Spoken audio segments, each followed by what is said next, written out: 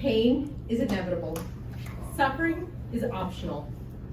Good afternoon, honorable legislators. My name is Cynthia Sharpe. I am nervous as anything right here. I am a Naples, Florida resident, a proud mother to a son with Down syndrome, apraxia, and other additional needs.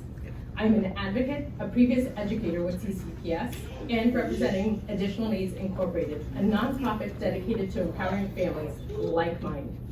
Today I stand before you as a practitioner and a community member, and most importantly, as a mother who has lived through the triumphs and struggles of raising a child with unique needs. Our journey began a week after our son was born, when we immediately faced a life-altering diagnosis of Down syndrome and the need for open heart surgery. His fragile health required us to follow strict medical guidelines, isolating him from outside environments to protect his compromised immune system. My husband and I made the difficult decision for me to stay home to care for him, knowing that no one else could meet his complex medical needs. That decision came with significant financial and emotional strain and exhaustion. We struggled to access essential therapies, from behavioral support to vision therapy, and as of late, chiropractic and medically necessary orthodontic care. We found ourselves caught in a system designed for survival, not thriving. Our challenge wasn't just financial. It's the constant push and pull between finding the money for essential services and carving out the time to ensure that to make the maximum impact.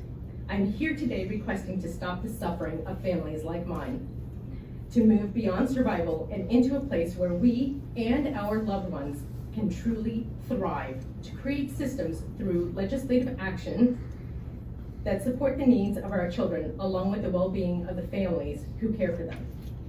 How, you may ask? By providing mental health services for our families. The trauma of receiving an unexpected diagnosis and the lifelong challenges that follow take an immense toll on families.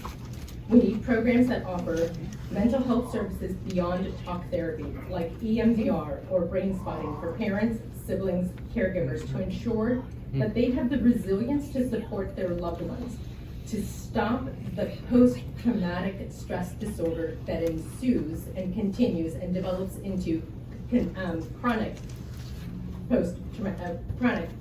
traumatic stress disorder.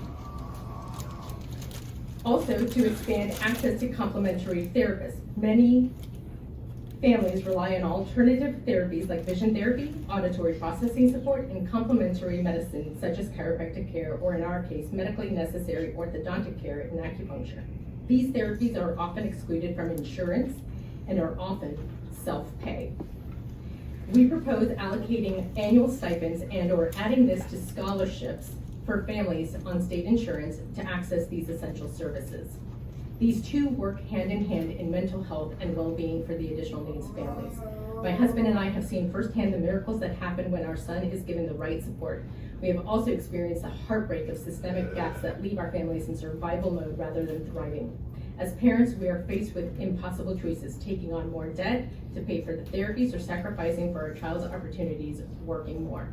We need a shift in how resources are allocated to ensure that families like ours are supported both financially and emotionally. This proposal is not just self-serving.